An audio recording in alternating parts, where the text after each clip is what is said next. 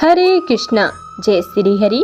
आप सभी को पापों का नाश करने वाली और मनोकामनाओं को पूर्ण करने वाली देवसेनी एकादशी की ढेर सारी शुभकामनाएं। आज आप सुनेंगे एकादशी व्रत की संपूर्ण कथा।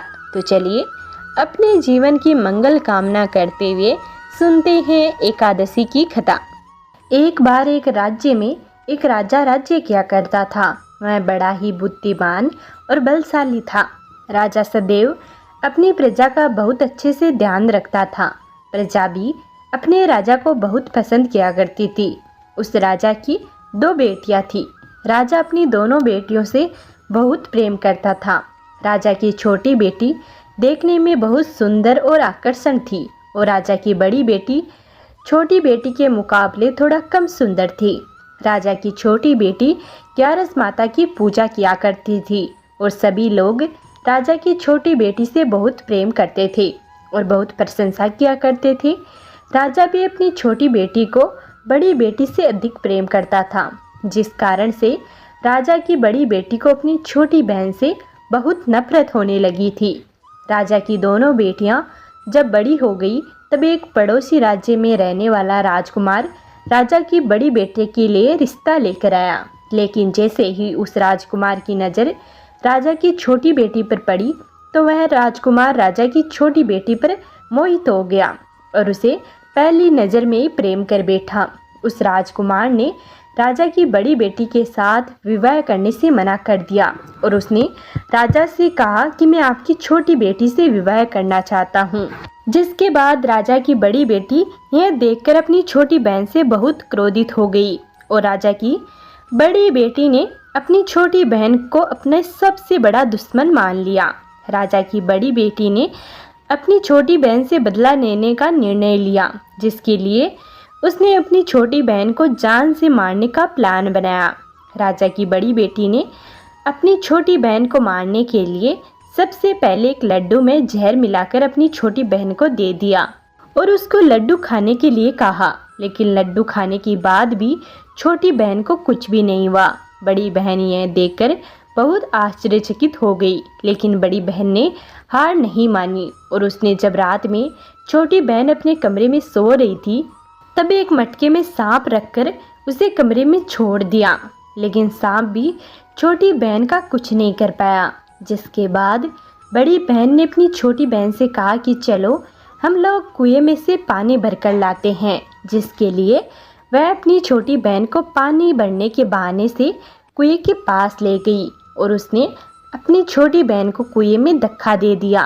लेकिन छोटी बहन को तब भी कुछ नहीं हुआ, क्योंकि हर बार ग्यारस माता उसकी रक्षा किया करती थी और उधर बड़ी बहन अपने सारे प्रयासों के बाद भी असफल हो रही थी, जिससे वह बहुत क्रोधित होती जा रही थी। फिर उसने अपनी छोटी बहन के पास जाकर उससे खुद ही पूछा कि मेरी छोटी बहन, तुमको पता है भगवान ने सबकी मृत्यु एक निश्चित समय पर लिखी हुई है और कैसे तुम्हारी मृत्यु होगी क्या यह तुम जानती हो?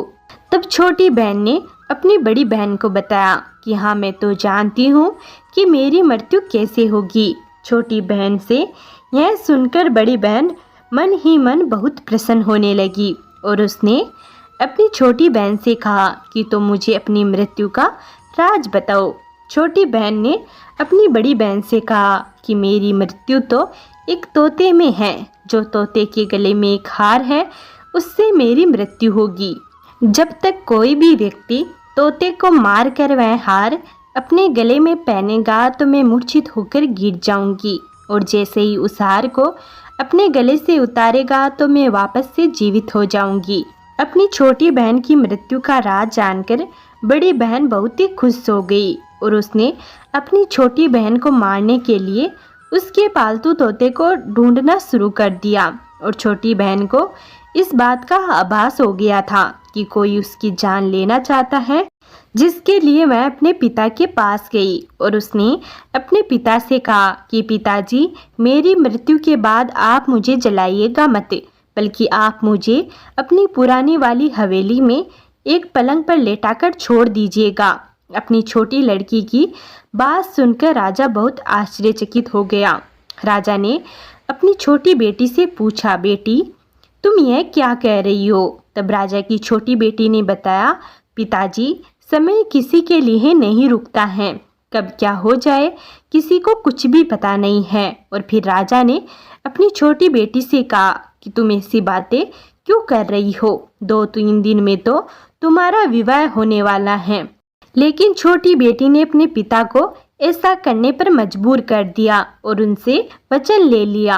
राजा ने भी अपनी छोटी बेटी की बात को स्वीकार कर लिया और 2-3 दिनों के बाद जब शादी का समय आया तब राजकुमार बारात लेकर राजा के घर आया और राजकुमार और राजा की छोटी बेटी का विवाह शुरू हो गया। जैसे ही राजा की छोटी बेटी राजकुमार के साथ फेरे लेना शुरू करती है तो उसकी बड़ी बहन अपनी छोटी बहन के कमरे में जाकर उसके तोते को पकड़ लेती है और उसको जान से मार देती है। तोते के गले में जो हार था उसको अपने गले में धारण कर लेती है। जैसे ही बड़ी बहन उस हार को अपने गले में धारण करती है तो उधर छोटी बहन 3.5 फेरे ही ले पाती है और वहीं पर बेहोश होकर गिर जाती है। जिसके बाद राजा ने बड़े बड़े हड्ड हकीमों को बुलाया और अपनी छोटी बेटी का इलाज करने के लिए कहा। राजा की बात सुनकर वैद्य ने छोटी बेटी को जब चेक किया तो राजा को बताया कि आपकी छोटी बेटी ना तो जीवित है और ना ही मरी हुई है। यह मैं ऐसा पहली बार देख रहा हूँ। राजा ने वैद्य और हकीम को यह बात बाहर बताने से मना कर दिया और उनको कहा कि अगर तुमने यह बात किसी को भी बताई तो मैं तुम्हें फांसी दे दूंगा। राजा ने अपनी छोटी बेटी को पुराने महल में ले जाकर एक पलंग पर लेटा दिया और वहां पर कुछ सैनिकों को तैनात कर दिया। वापस अपने महल पर आ गया। राजा की बड़ी बेटी अपने पिता के पास आई और कहने लगी, पिताजी अगर यह शादी संपन्न नहीं हुई तो आपकी इज्जत का क्या होगा? आप कहे तो मैं आपकी इज्जत बचाने के लिए राजकुमार से शादी करने के लिए तैयार हूँ। जिसके बाद राजा ने अपनी बड़ी बेटी की बात मान ली और राजा ने अपनी बड़ी बेटी को छोटी बेटी के कपड़े पहनाकर मंडप पर भेज दिया। लेकिन राजकुमार यह जान गया कि यह राजा की छोटी बेटी नहीं है बल्कि यह राजा की बड़ी बेटी है। लेकिन जब राजकुमार ने शादी करने से मना किया तो सभी लोगों ने राजकुमार को विवश करके राजा की बड़ी बेटी से बचे हुए फेरों को संपन्न करा दिया और विवाह करा दिया। जिसके बाद राजकुमार राजा की बड़ी बेटी को अपने महल में ले गया। राजकुमार राजा की बड़ी बेटी से ना तो बात करता था और ना ही उसको पसंद करता था और ना ही उसके आसपास भटकता था। राजकुमार ने यह फैसला लिया कि वह अपनी प्रेमिका को ढूंढ कर ही रहेगा और यह जानकर ही रहेगा कि उसके साथ क्या हुआ है। एक दिन राजकुमार अपने घोड़े पर सवार होकर राजा के पुराने महल के पास पहुंच गया, जहां पर उसने कुछ सैनिकों को देखा। महल के पास पहुंचकर राजकुमार ने जब महल को ध्यान से देखा तो वह समझ गया कि यह तो हमारे ससुर जी का ही महल है। तब राजकुमार ने सैनिकों से पूछा, तुम लोग यहाँ पर क्या कर रहे हो और इस महल के अंदर उस पलंग पर कौन लेटा है? जिसके बाद सैनिकों ने बताया कि यहाँ पर राजा की छोटी बेटी लेटी है। यह सुनकर राजकुमार बहुत ही प्रसन्न हो गया और वह तुरंत ही अपनी प्रेमिका के पास पहुंच गया और उसकी सेवा करने लगा। जैसे ही रात हुई तो राजा की छोटी बेटी उठकर खड़ी हो गई। राजकुमार यह देखकर बहुत ही खुश हो गया और उसने अपनी प्रेमिका से पूछा कि तुम यहाँ पर क्या कर रही हो? तुम मेरे साथ मेरे घर चलो। इस पर राजा की छोटी बेटी ने राजकुमार को सारी बातें बता दी कि मेरी जान एक तोते में बसी थी और मैंने यह बात सिर्फ अपनी बहन को बताई थी और मुझे पता है कि उसने ही मुझे मारने का प्रयास किया है। उसके पास एक हार है जिसको वह सुबह पहन लेती है और रात को उतार देती है। जब तक वह हार को पहन कर रखती है तब तक मैं मूर्छित रहती हूँ और जैसे ही वह हार को उतार देती है तो मैं जीवित हो जाती हूँ और जब तक मेरी बड़ी बहन के पास वह हार है तब तक मैं ऐसे ही जीवित और मूर्छित होती रहूँगी। अगर मेरी बड़ी बहन के पास जो हार है वह हार मेरे हाथ लग जाए तो मैं हमेशा के लिए जीवित हो जाऊंगी।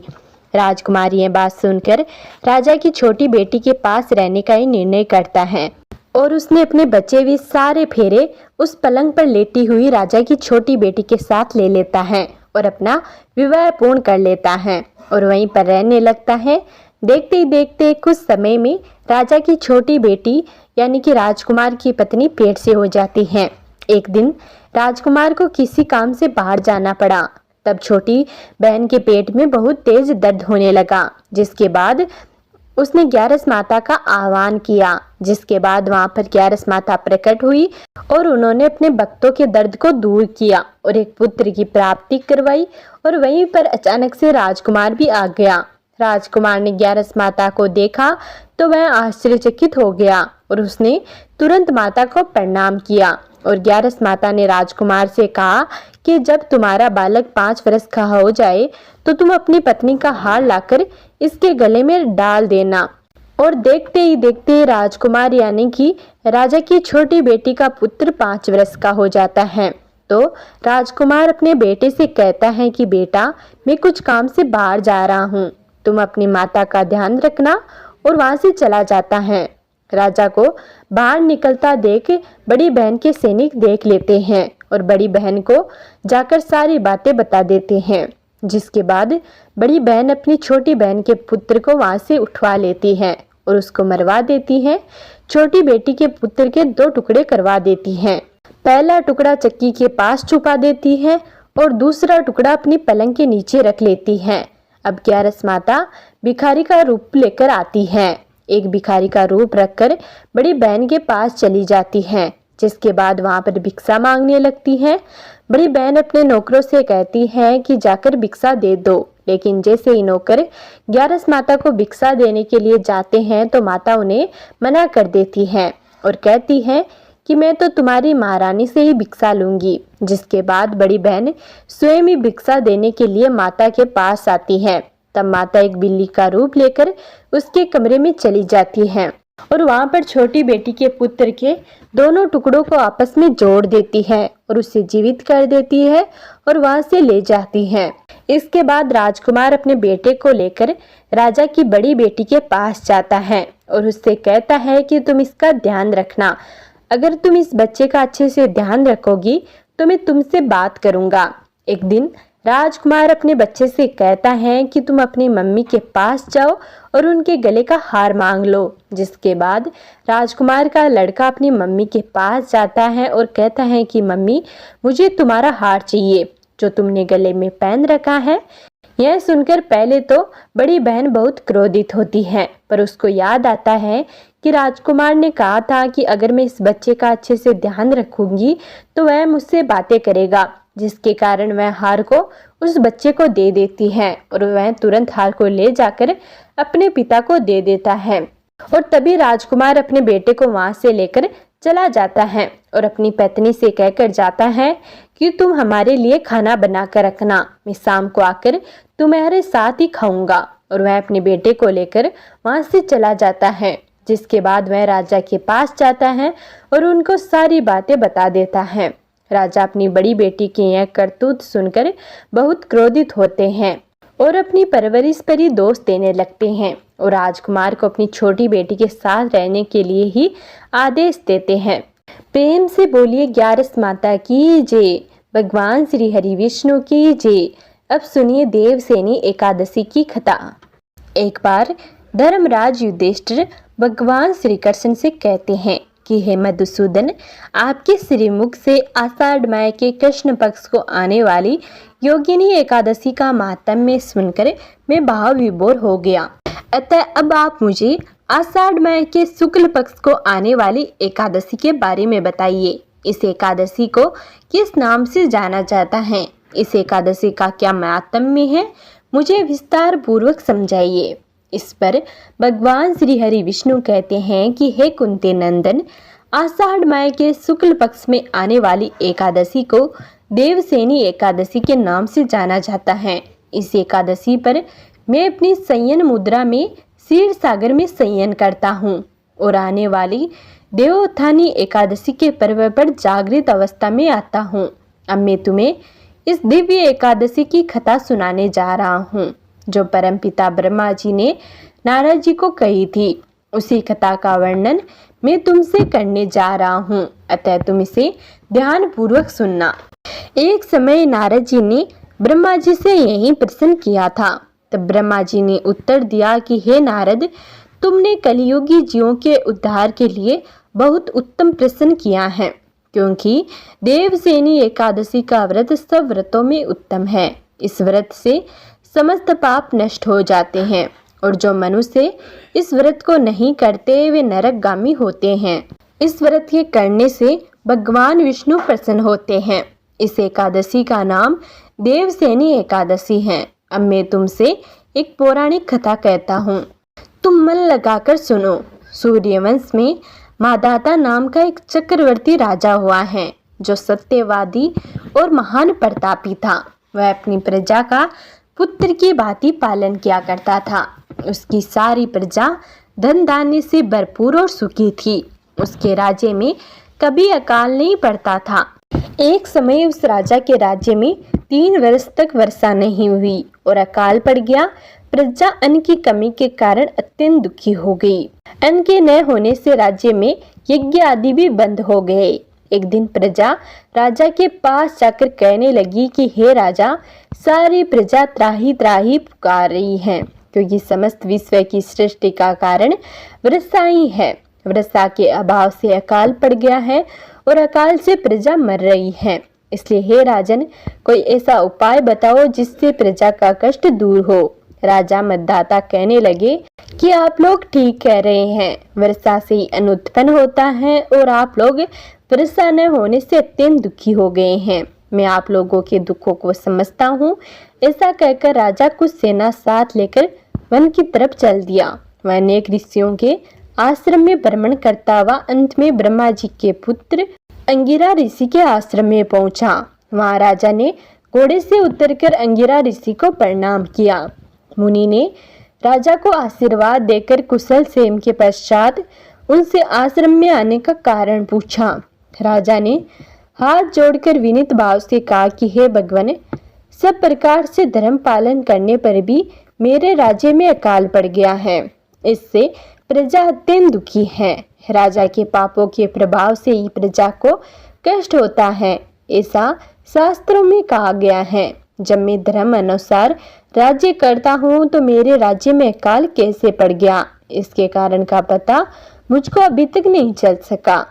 अब मैं आपके पास इसी संदेह का निवारण करने के लिए आया हूँ। कृपा करके मेरे इस संदेह को दूर कीजिए, साथ ही प्रजा के कष्ट को दूर करने का कोई उपाय बताइए। इतनी बात सुनकर ऋषि कहने लगे कि हे राजन, यह सतयुग सब युगों में उत्तम है। इसमें धर्म के 4 चरण सम्मिलित हैं, अर्थात इस युग में धर्म की सबसे अधिक उन्नति है।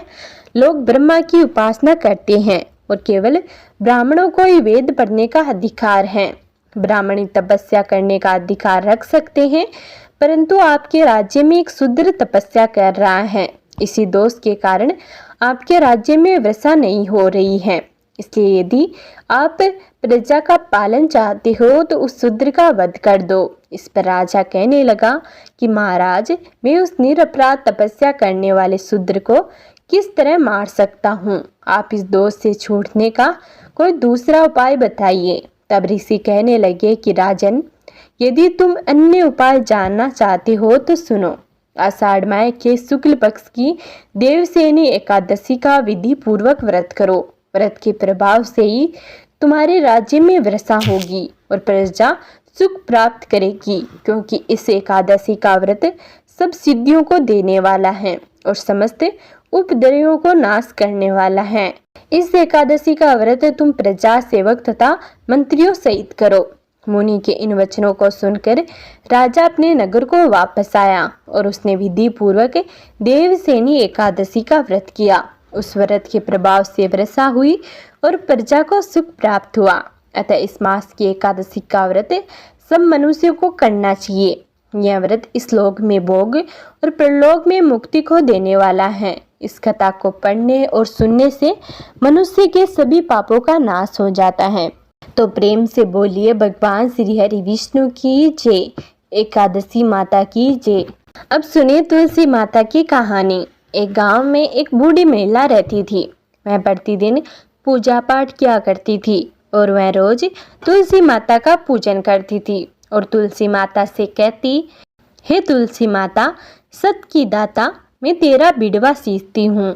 मुझे बहू दे, पीले रंग की धोती दे, मीठा ग्रास दे, वैकुंठ में वास दे, अच्छी मौत दे, चंदन का काठ दे, अच्छा राज दे, खाने को दाल भात दे, और 11 के दिन कृष्ण का कांदा दे। बुढ़िया माई की यह बातें सुनकर तुलसी माता सूखने लगी। तुलसी माता को यूं सूखते देखकर भगवान ने पूछा, हे तुलसी, तुम दिन प्रतिदिन क्यों सूखती जा रही हो? तुलसी माता ने कहा कि बस मेरे मन की मत पूछो। भगवान ने कहा कि यदि मैं नहीं पूछूंगा तो कौन पूछेगा? इस पर तुलसी माता कहती हैं कि एक बुढ़िया माई आती हैं और कहती हैं कि हे तुलसी माता सत की दाता, मैं तेरा बिडवा सींचती हूँ। मुझे बहू दे, पीले रंग की धोती दे, मीठा ग्रास दे, वैकुंठ में वास दे, अच्छी मौत दे, चंदन का काठ दे, अच्छा राज दे, खाने पीने को दाल भात दे, और 11 के दिन कृष्ण का कांदा दे। ऐसा कहकर वह बुढ़िया माई चली जाती है। मैं उसकी सभी बातें पूरी कर दूंगी, लेकिन कृष्ण का कांदा कहाँ से लेकर आऊंगी? इस पर भगवान श्री कृष्ण बोले कि वह मरेगी तो मैं अपने आप ही कांदा देने आऊंगा। तुम बुढ़िया माई से यह बात कह देना। इसके बाद बुढ़िया माई मर गई। बुढ़िया माई के मरने पर सारा गांव इकट्ठा हो गया और उसका अंतिम संस्कार आने पर उसे उठाने लगे, लेकिन वह बहुत भारी हो गई जिससे उसकी अर्थी टस से मस नहीं हुई। सभी बोले कि यह तो बहुत संस्कारी थी, बहुत पूजा पाठ किया करती, कोई पाप भी नहीं किया, फिर यह इतनी भारी कैसे हो गई? बूढ़े ब्राह्मण के वेश में भगवान आए और कहने लगे कि यह भीड़ कैसी है? तब गांव वाले बोले कि एक बुढ़िया मर गई है और वह इतनी पापिनी थी कि उसकी अर्थी उठ ही नहीं रही है, बहुत भारी हो गई है। इस पर भगवान बोले कि मुझे इसके कान में कुछ कहने दो, फिर यह उठ जाएगी। भगवान बूढ़ी माई के पास गए और उसके कान में कहा, माई तू अपने मन की कर ले, पीताम्बर की धोती ले, मीठा ग्रास ले, वैकुंठ में वास ले, चटक की चाल ले, चंदन का काठ ले, झालर की झनकार ले, दाल भात ले, और कृष्ण का कांदा ले।